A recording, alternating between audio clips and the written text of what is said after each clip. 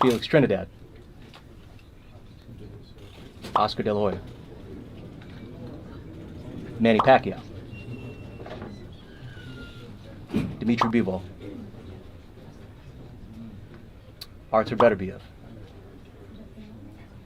Bernard Hopkins, Floyd Mayweather. Damn, nigga, don't think none of them? Sugar Ray Leonard's latest breakdown has the boxing world buzzing, because he isn't just speculating, he's spelling out why Terence Crawford has the weapons to dismantle Canelo Alvarez. To Leonard, this isn't a dream matchup. It's the makings of a masterclass, a lesson in how skill can dismantle raw power. And then came the shocker. Saul Canelo Alvarez himself, the man who once shared the ring with the great Floyd Mayweather, admitted that Crawford might actually be better than Mayweather. That single comment ripped through the sport like an earthquake, forcing everyone to take notice. When Leonard was pressed on Canelo's explosive claim, his response was measured, calm, but sharp enough to silence the noise. With just 5 words, he delivered a reality check that instantly reframed the debate. Hey, they've got to prove that. It wasn't dismissal, it was challenge. Because Leonard knows, more than most, that greatness doesn't come from predictions or praise before the bell. It comes from the fight itself, and his skepticism hits harder than most, because he's lived through eras where hype met reality, and history remembers only the truth. What do you make of Crawford, Canelo saying Crawford's better than Floyd? Hey, they gotta prove that. We're about to witness what feels like a modern sequel to that legendary 1987 clash between marvelous Marvin Hagler and Sugar Ray Leonard. Back then, it was the ultimate collision of opposites.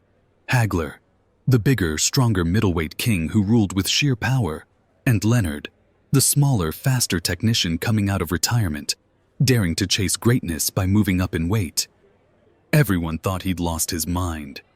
Leonard knew he couldn't beat Hagler by trading punches, so instead he relied on movement, timing, and a masterful strategy that frustrated the champion round after round. Now, decades later, the echoes are impossible to miss. Canelo Alvarez stands in the Hagler role, the naturally bigger man, the reigning super middleweight king, a relentless powerhouse who breaks bodies down with pressure and punishing shots to the ribs. Stand in front of him, and you get dismantled. But across from him is Terence Crawford, who mirrors Leonard in almost every way. Smaller, yes, but a genius in the ring, undefeated, undisputed, able to switch stances, control distance, and adapt on the fly like a chess grandmaster. Just as Leonard once dared to topple Hagler, Crawford is stepping into the fire against a man built to overpower him. And when it comes to the eternal question, does size beat speed? Leonard himself doesn't hesitate. He knows better than anyone. The answer is speed.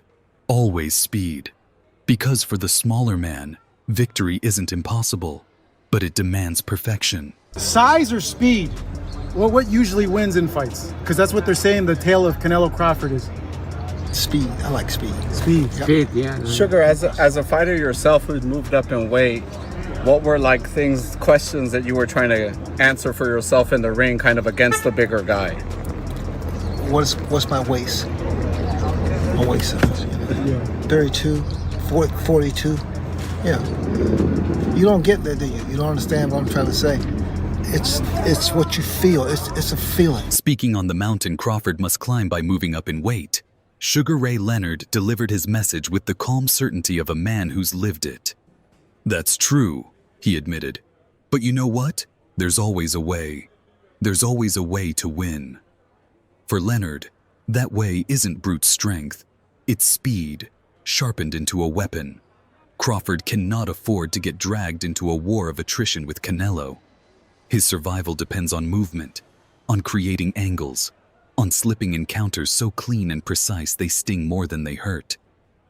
Just as Leonard did against Hagler, the mission isn't to knock the bigger man out. It's to outthink him, to frustrate him, to make him swing at shadows while Crawford racks up points round by round.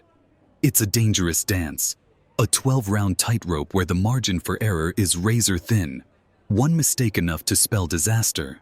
But Leonard is living proof it can be done. The difference?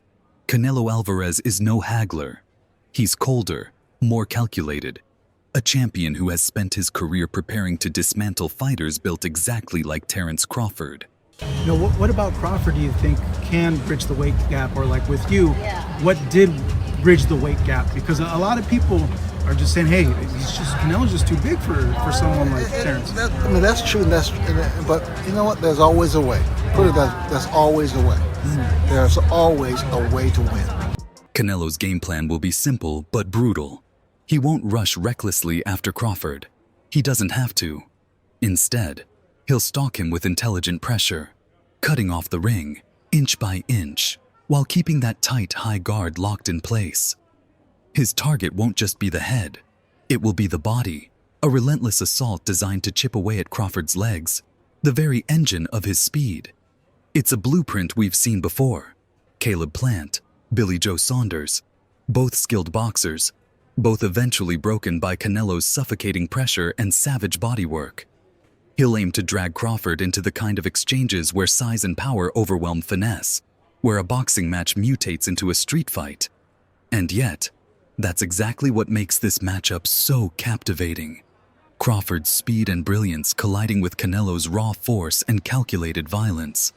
For Canelo, victory would add another monument to an already legendary career, silencing any doubt that he stands among the greatest of his generation. But for Crawford, the stakes are even higher. A win would etch his name into the sport's eternal history. Undisputed at 140, undisputed at 147, and now a giant slayer at 168. That daring leap would place him alongside the all-time greats, shoulder to shoulder with names like Sugar Ray Leonard himself. And yet, as the world counts down, the psychological warfare has already begun. Why did Canelo really say Crawford is better than Mayweather? Was it an honest moment of praise, a rare crack of humility? Or was it something colder, a calculated move to toy with the narrative and twist the pressure? The irony is inescapable. The only way Canelo could prove his words true is by losing to Crawford. And you can bet, that is the last outcome on his mind. Crawford is a hell of a fighter. You know, if it goes the distance, he might be able to get that decision win. But I think if there's a knockout, then it might be Canelo who's getting the knockout win. Crawford all the way. Hey, listen, it's going to be a good fight, though. I feel like he has what it takes to bring the upset. I really do. Granted, the size is a big issue. From the last 3 fights, I believe Crawford wins. I like Crawford, but I gotta go with mi gallo is Canelo. So I gotta rock with Canelo. I think the size makes a difference. Canelo, but you got to take your head off to Terence Crawford for just moving up multiple weight divisions. I have Canelo winning. More comfortable at 168. Crawford's a great fighter, but I think the weight problem might be a big problem. It's a tangled web of psychological warfare, crafted to plant doubt in Crawford's mind and bend the storyline before the first punch is ever thrown. A battle for control of the narrative that begins long before the opening bell. Like Crawford, or may use the same game plan?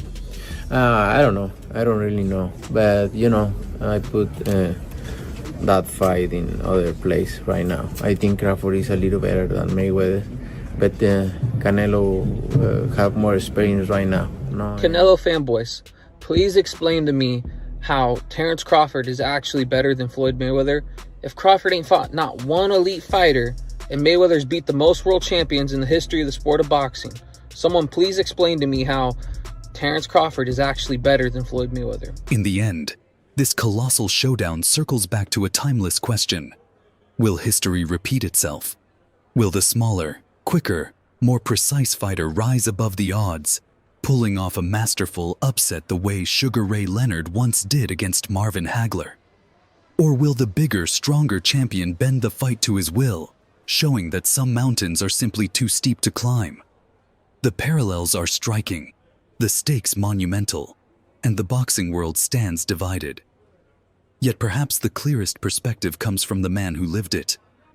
When Sugar Ray Leonard was asked to call the fight, he didn't talk about size or skill. His answer was stripped bare, simple, and haunting. Whoever wants to win will win.